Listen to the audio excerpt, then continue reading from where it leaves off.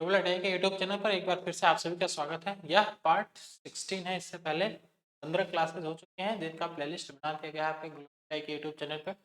वहां से जाके आप लोग आसानी से क्लास देख सकते हैं। ठीक है, इससे पहले हम लोगों ने टोटल 225 क्वेश्चन कर लिए। 225 क्वेश्चन हो चुके हैं हमारे। अब उससे आगे के जो भी क्वेश्चन है हम लोग करेंगे। एक एक क्वेश्चन करते जा रहे हैं, चैप्टर वाइज पूरे क्वेश्चन कंप्लीट होते जा रहे हैं। अभी तक हमारा कौन कौन सा चैप्टर कंप्लीट हो गया भाई? DC motor, DC generator, 3 phase induction motor, और अब हम लोग कर रहे हैं सिंगल फेज एसी मोटर। ठीक है, सिंगल फेज एसी मोटर के क्वेश्चंस हैं आज के सीरीज में। तो चलिए देखते हैं अपना पहला क्वेश्चन। पहला क्वेश्चन है हमारा, what is the function of the part marked as X in standard pole motor. ठीक है, ये कौन से मोटर का पार्ट दिया हुआ भाई? ये है आपके स्टैंडर्ड पोल मोटर का कुछ पार्ट दिया हुआ है, जिसमें बोला है आपसे क्वेश्चन में कि इसका कार्य क्या होता है, इस पार्ट का कार्य क्या होता है। देखो, ये मोटर का रोटर है। ठीक है, इसमें इतने हिस्से को शेडेड किया गया है। इतने हिस्से को क्या किया गया है भाई? शेडेड किया गया है। ये जो इतना हिस्सा आपको दिख रहा है, ये शेडेड किया गया है, मतलब छायांकित किया गया है। हिंदी में कहे तो छायांकित किया गया है। ठीक है, अब बोला है आपसे क्वेश्चन में कि इसका कार्य क्या है। इसका कार्य क्या है? ये जो छायांकित भाग है, इस छायांकित भाग का कार्य क्या है इस मोटर में। ठीक है, तो इसका कार्य बस इतना होता है कि ये क्या करेगा भाई? ये रोटर के मूवमेंट के लिए, रोटर के मूवमेंट के लिए, मतलब ये किस रेशियो में होता है? 1:3 में। 1:3 में। एक काम करो, ऐसे ना लिखो, इसको ऐसे लिखो, ये 3, इतना पार्ट 3 होता है और इतना पार्ट 1 होता है, तो 3:1 में ये शेडेड किया जाता है। ठीक है, जो 3 रेशियो होता है ये अनशेडेड पार्ट का है, जो 1 रेशियो है ये शेडेड पार्ट का है। ठीक है, इतने रेशियो से ये शेडेड किया जाता है, छायांकित किया जाता है।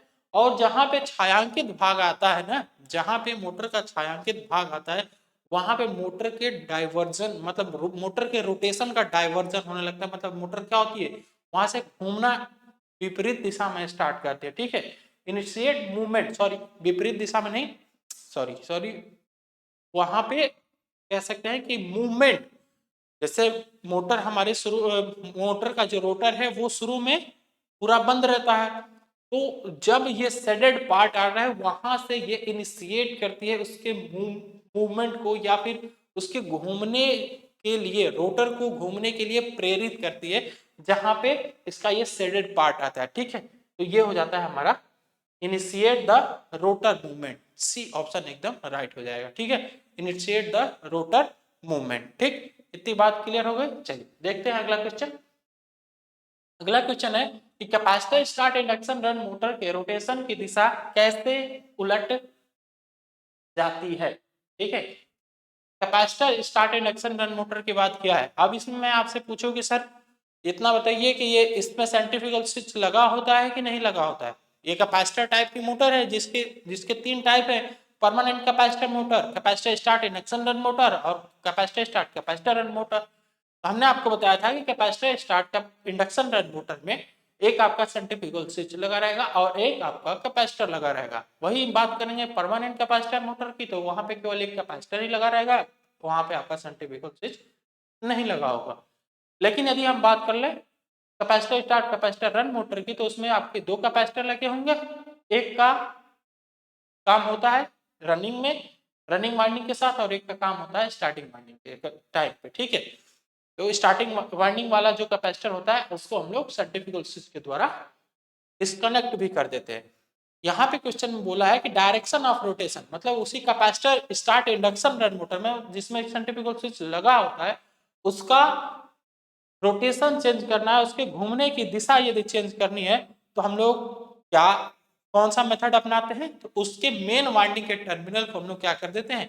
इंटरचेंज कर देते हैं, आपस में बदल देते हैं। ठीक है, जो उसकी मेन वाइंडिंग, एक तो आपकी रनिंग वाइंडिंग होती है, रनिंग वाइंडिंग को ही हम लोग कौन सी वाइंडिंग कहते हैं? रनिंग वाइंडिंग को हम लोग कहते हैं मेन वाइंडिंग।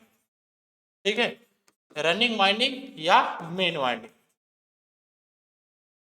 जो हमारी होती है ऑक्सिलरी वाइंडिंग, जो हमारी स्टार्टिंग वाइंडिंग होती है, स्टार्टिंग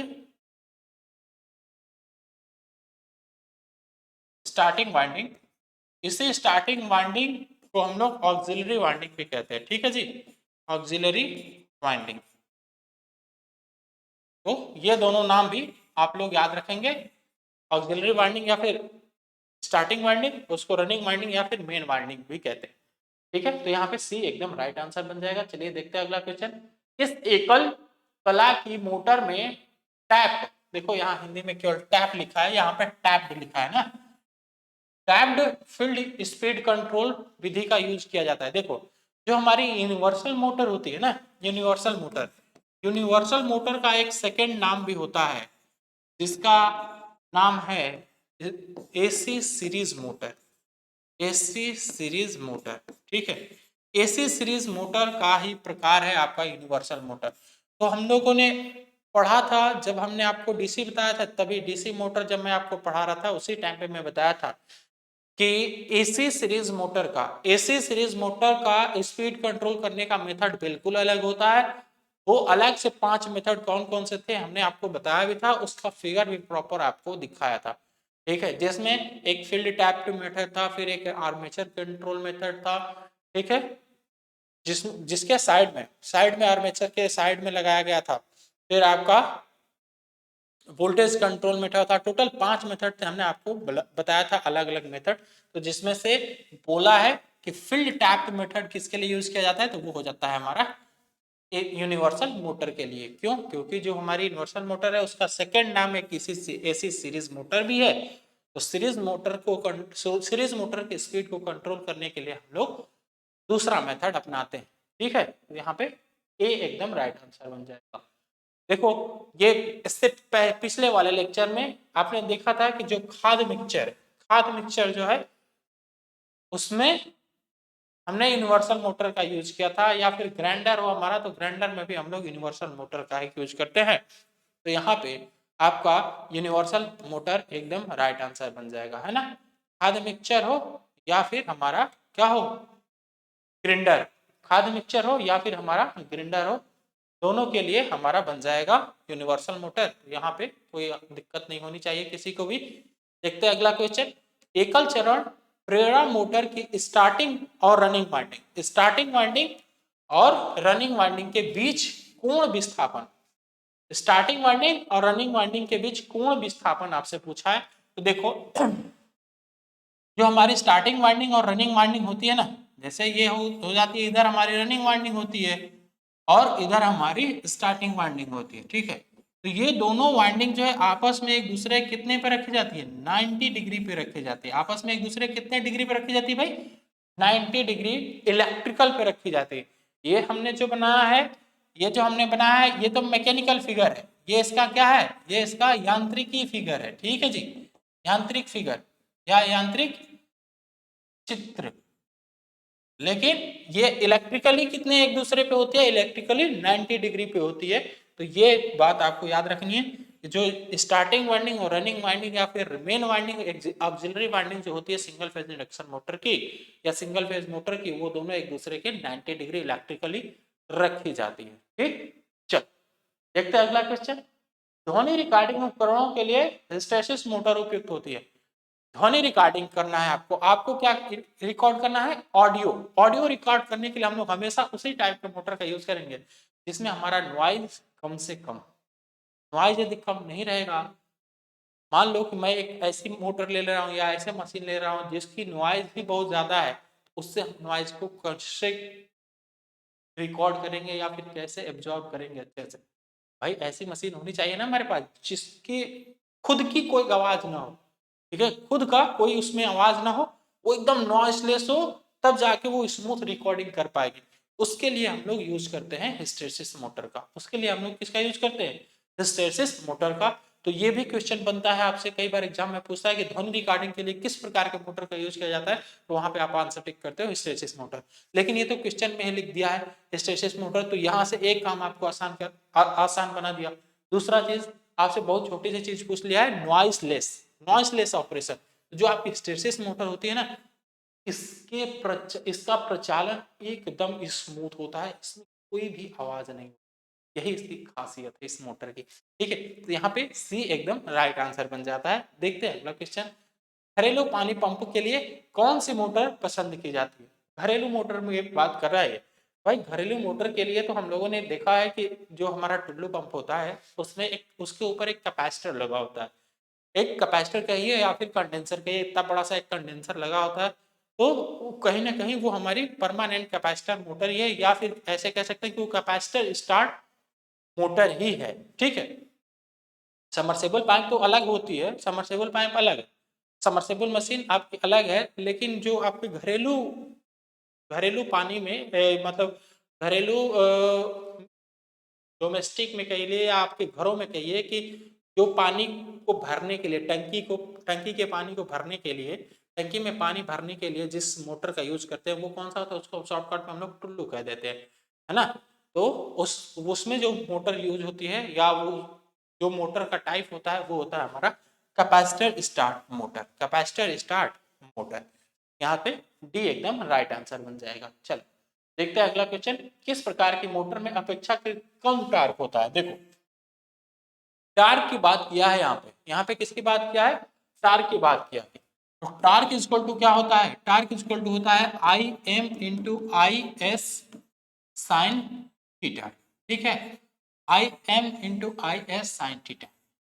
अब ये जो थीटा है ना, ये जो थीटा है, इस थीटा का मान जितना ही ज्यादा रहेगा, इस थीटा का मान जितना ही ज्यादा रहेगा, मतलब ये आई एम क्या है, ये हमारी कह सकते हैं कि ये मेन वाइंडिंग की करंट है, और जो आई एस है वो हमारा स्टार्टिंग वाइंडिंग की करंट है।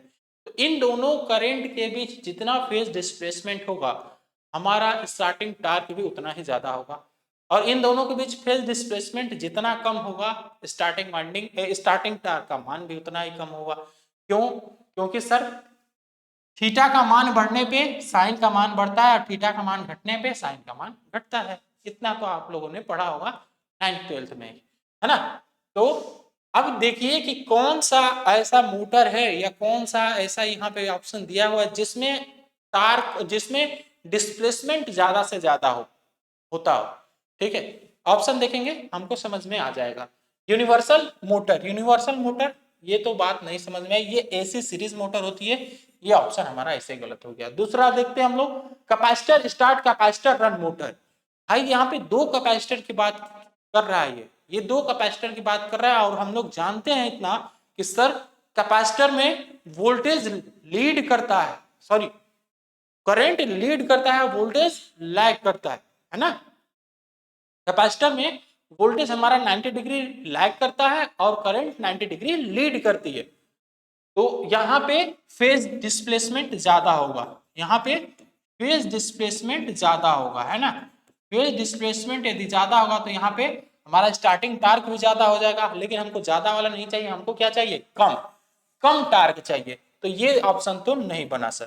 Capacitor start induction run motor, sir इसमें भी हो जाएगा, इसमें भी हमारा टार्क ज्यादा बन जाएगा, क्योंकि हम जानते हैं कि जो हमारा कैपेसिटर है उसमें करंट लीड करती है, वोल्टेज लैग करता है, और जो हमारा इंडक्टर है उसमें करंट लैग करती है, वोल्टेज लीड करता है। ठीक है, तो दोनों बात हो गई यहाँ पे। तो यहाँ पे भी हमारा फेज डिस्प्लेसमेंट ज्यादा हो जाएगा, तो ये ऑप्शन एकदम नहीं सही होगा। हमारा ऑप्शन कौन सा सही होगा?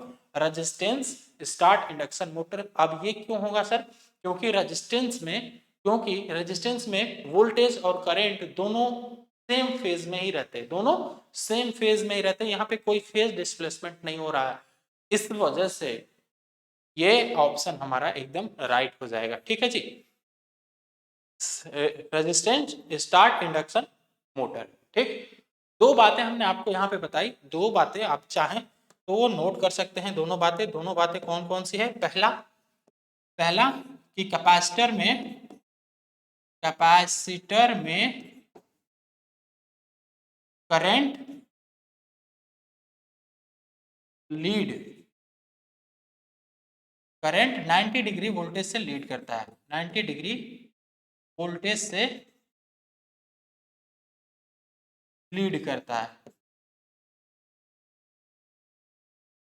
ठीक है, एक ये बात हो गई।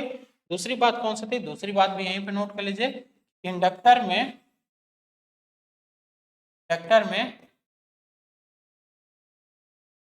करंट 90 डिग्री वोल्टेज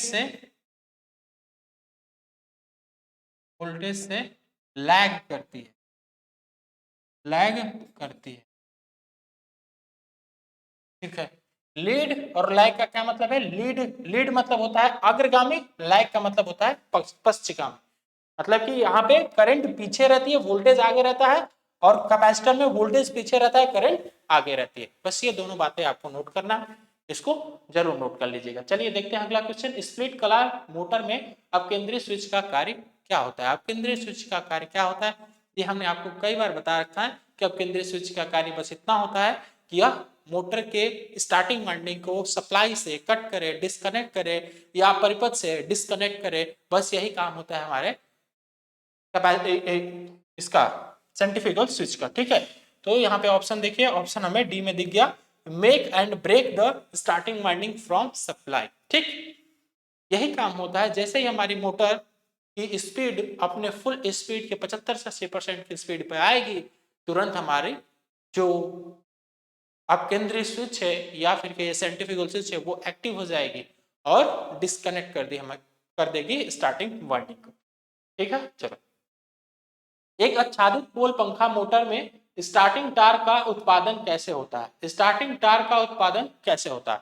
देखो, यहाँ पे यदि ये शेडेड पोल की बात नहीं किया होता, यहाँ पे यदि ये शेडेड पोल की बात नहीं किया होता और पंखा की बात करता, शेडेड पोल की बात नहीं किया होता और पंखा की बात करता, तो हम लोग जानते हैं कि पंखा में हमने परमानेंट कैपेसिटर मोटर यूज किया है। परमानेंट कैपेसिटर मोटर यूज किया है, तो वहां पे जो स्टार्टिंग टार्क है, स्टार्टिंग टार्क किसकी वजह से उत्पन्न होता? हमारे कैपेसिटर के फेज डिस्प्लेसमेंट की वजह से। ठीक है, लेकिन यहाँ पे बात कर दिया है किसकी? शेडेड पोल मोटर की। तो शेडेड पोल मोटर में हमने अभी आपको कुछ देर पहले ही बताया है कि शेडेड पोल मोटर में जो हमारा रोटर मूव करता है या इनिशिएट करता है मूवमेंट, वो कहाँ पे होता है? जहां पे हमारी मोटर का रोटर शेडेड किया गया है, आच्छादित किया गया है या छायांकित किया गया है। ठीक है, तो यूजिंग रिंग्स ऑन पोल, ध्रुव पर छल्ले का उपयोग करके, ये ए ऑप्शन एकदम राइट हो जाएगा इस क्वेश्चन के लिए। ठीक है, चलो देखते हैं अगला क्वेश्चन। अगला क्वेश्चन है हमारा कि पंखा मोटर सर्किट में एक अस्थायी संधारित्र का उपयोग करने का कारण क्या है? पंखा permanent capacitor motor, permanent capacitor इन फैन मोटर। ठीक है, क्या कारण है भाई?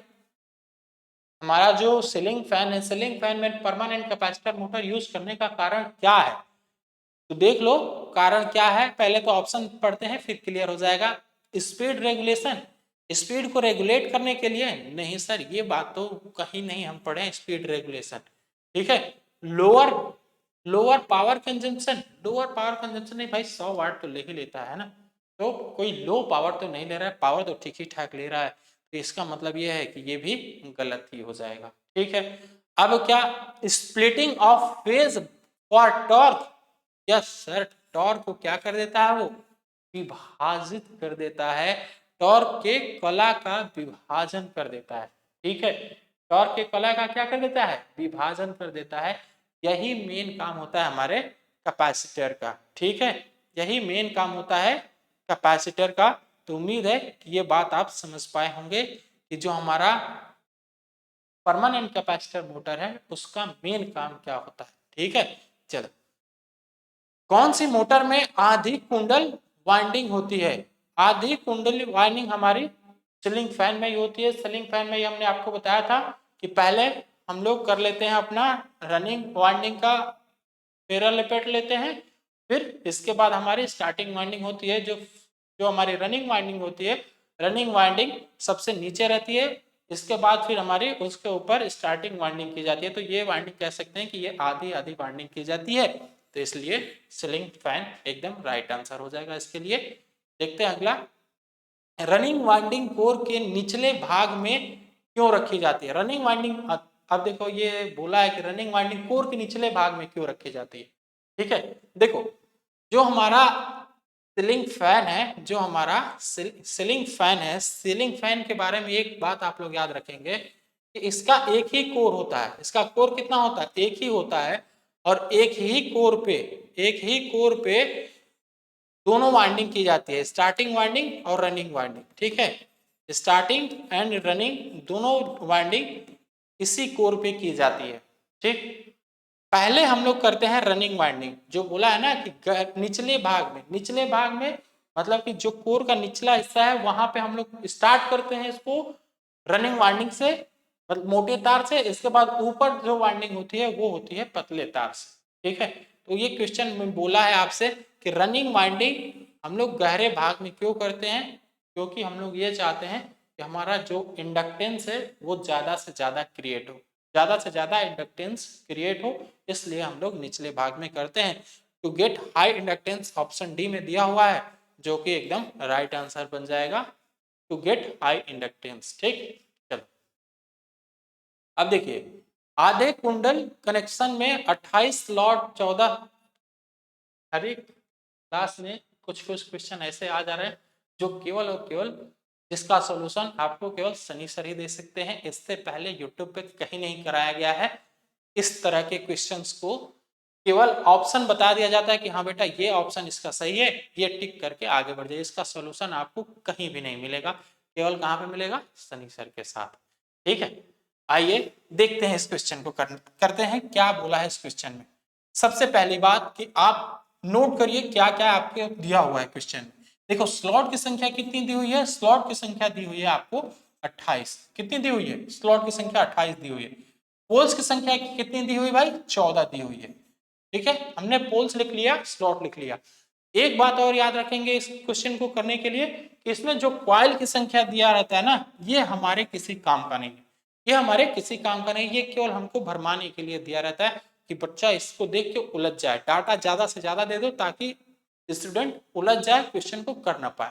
ठीक है, लेकिन आप बिल्कुल चिंता न करिए, आप ऐसे टीचर से पढ़ रहे हैं जो आपको बिल्कुल भी भ्रमित ना होने देगा, एकदम पकड़ के लेके आएगा आपके एकदम कहाँ पे कह सकते हैं कि ओरिजिनल पाथ पे। ठीक है, चलो भाई मुझे बहुत शायरी नहीं आती है, इसीलिए मैं शेरो शायरी के अंदाज में आपके सामने प्रस्तुत नहीं हो पाता हूँ।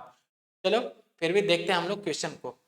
देखिए जो बोला है क्वेश्चन में आपसे ना कि स्लॉट की दूरी ज्ञात करना है। स्लॉट की दूरी क्या होती है? Slot distance. यहीं पे हमें दो चीज डिफाइन करना होता है। एक होता है हमारा electrical degree, electrical electrical degree, और एक होता है हमारा मैकेनिकल डिग्री, मैकेनिकल डिग्री।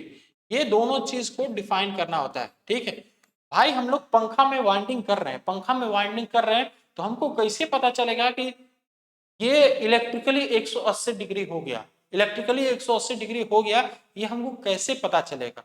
ठीक है, या कई सारे स्लॉट्स बने होते हैं आर्मेचर पे, आर्मेचर पे कई सारे स्लॉट्स कटे होते हैं, तो कितने से कितने स्लॉट के बीच इलेक्ट्रिकली 180 डिग्री बनेगा, ये आप कैसे ज्ञात करेंगे? भाई मैकेनिकली तो पता चल जाता है। मैकेनिकल के लिए आपको क्या करना होता है? बस आपको देखना होता है कि ऐसे करेंगे, कहाँ पे हमारा परपेंडिकुलर हो रहा है, परपेंडिकुलर जहां पे हो रहा है तुरंत हमारा 90 डिग्री बन जाएगा। या फिर ऐसे किए आप तो आपको दिखा, यहाँ पे आप अपना इंची टेप लगाए और देखे कि यहाँ 90 डिग्री हुआ, तो ये हमारा इतने में क्या बन जाएगा? 90 डिग्री आ जाएगा। लेकिन ये इलेक्ट्रिकली कैसे आएगा, इस चीज को समझने के लिए हमें एक फार्मूला याद करना पड़ता है। जो फार्मूला क्या है? Electrical degree is equal to, electrical degree या फिर लिख लो कि स्लॉट पिच या स्लॉट डिस्टेंस, स्लॉट पिच और slot distance. Slot distance is equal to क्या हो जाता है? P/2 multiplied by mechanical degree. ठीक है भाई, यांत्रिक डिग्री मैं लिख दे रहा हूं, यांत्रिक कोण। ठीक है, P/2 इंटू यांत्रिक कोण। इस फार्मूले का यूज करेंगे हमारा स्लॉट डिस्टेंस या फिर स्लॉट पिच निकल आएगा। ठीक है, अब थोड़ा सा एक चीज और याद रखिए, यहाँ पे यांत्रिक कोण, यांत्रिक कोण इक्वल टू क्या होता है, यांत्रिक कोण इक्वल टू होता है 2 multiplied by 180 divide by slots की संख्या, डिवाइड बाई स्लॉट्स की संख्या। ठीक है, स्लॉट्स, ठीक है, नंबर ऑफ स्लॉट्स लिख लीजिए या स्लॉट्स की संख्या लिख लीजिए। तो ये होता है टोटल फॉर्मूला, ये टोटल फॉर्मूला होता है। अब चलिए मैं यहाँ पे वैल्यू पुटअप करता हूं, तुरंत हमारा स्लॉट पिच या फिर स्लॉट डिस्टेंस निकल आएगा। देखो P की वैल्यू कितना दे रखा है क्वेश्चन में मेरे भाई, 14 दे रखा है। ठीक है सर, हमने 14 रख लिया, 14/2 ये हमारा फॉर्मूला में हमने फॉर्मूला पुट कर लिया। ठीक है सर, यांत्रिक कोण, यांत्रिक कोण का फॉर्मूला क्या है, 2 multiplied by 180 divide by slots की संख्या। स्लॉट्स की संख्या क्वेश्चन में कितना दे रखा है सर, 28 दे रखा है। ये 2 गुणे 180 क्या है, 2 गुणे 180 तो ये हमारा फॉर्मूला ही है।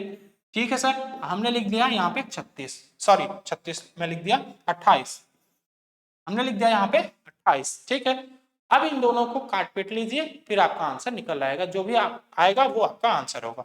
2 से 2 कैंसिल हो जाएगा, 14 से ये 28 2 बार में कैंसिल हो जाएगा, 2 से ये 180 90 बार में कैंसिल आउट हो जाएगा। तो जो हमारा स्लॉट पिच आया ये कितना आ गया, ये आ गया हमारा 90 डिग्री।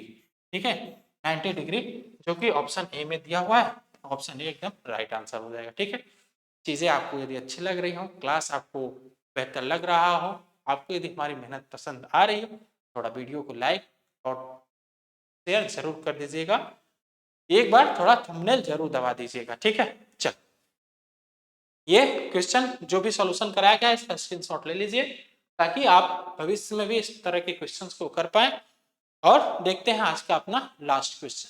देखो क्वेश्चन बोला है कि सैडेड पोल मोटर का अनुप्रयोग क्या है, सैडेड पोल मोटर का अनुप्रयोग आपसे पूछा है क्वेश्चन में। तो देखो मैं सैडेड पोल मोटर का कुछ पार्ट लेके आया हूं आपके साथ, आपके सामने मैं उस चीज को प्रस्तुत करता हूं। देखिए सैडेड पोल मोटर की कुछ खास बातें हैं जो आपको जानना बेहद जरूरी है, ये इतनी बातें आप जरूर नोट कर लीजिए। देखिए जो हमारी सैडेड पोल मोटर होती है इसका स्टार्टिंग टार्क लो होता है, इसका स्टार्टिंग टार्क लो होता है। ठीक है, ओवरलोड क्षमता बहुत कम होती है, इसकी दक्षता भी बहुत कम होती है, इसकी दक्षता भी बहुत कम होती है। और इस मोटर की दक्षता होती कितनी है, इस मोटर की दक्षता होती है 5% से लेके 35% तक की इसकी दक्षता होती है सैडेड पोल मोटर की। ठीक है जी, इसका यूज कहाँ पे करते हैं, इसका यूज हम लोग करते हैं सामान्यतः छोटे पंखे, खिलौने, उपयंत्रों या हेयर ड्रायर या फिर विज्ञापन डिस्प्ले में इस मोटर का यूज किया जाता है, सैडेड पोल मोटर का। ठीक है, और आपसे क्वेश्चन में भी पूछा है कि सैडेड पोल मोटर का अनुप्रयोग कहाँ पे होता है। तो देखिए यहाँ पे कोई ऑप्शन दिख रहा है क्या, जी सर दिख रहा है, हमें दिख रहा है हेयर ड्रायर, तो हेयर ड्रायर यहाँ पे एकदम राइट आंसर बन जाएगा। कुछ लोग आप कहेंगे कि सर पंखा आप यहाँ पे भी बोल रहे हो, पंखा यहाँ पे भी है, तो क्या ये पंखा नहीं होगा, नहीं होगा भाई, क्यों, यहाँ पे छोटे पंखे लिखा है, एकदम बच्चों वाला क्वेश्चन, बच्चों वाला पंखा बोला है ना, खिलौना, तो बच्चों वाला पंखा जो छोटा छोटा होता है ना उस पंखे में इसका यूज होता है। बाकी सीलिंग फैन में तो हम लोग परमानेंट कैपेसिटर मोटर यूज करते हैं। तो यहाँ पे ए एकदम राइट आंसर हो जाएगा इस क्वेश्चन के लिए। तो उम्मीद है कि आपको बातें समझ में आ रही होंगी और आप बेहतर समझ भी पा रहे होंगे। तो चलिए आज के लिए बस इतना ही, फिर दीजिए इजाजत, हमें मिलेंगे हम लोग नेक्स्ट लेक्चर में नेक्स्ट क्वेश्चंस के साथ।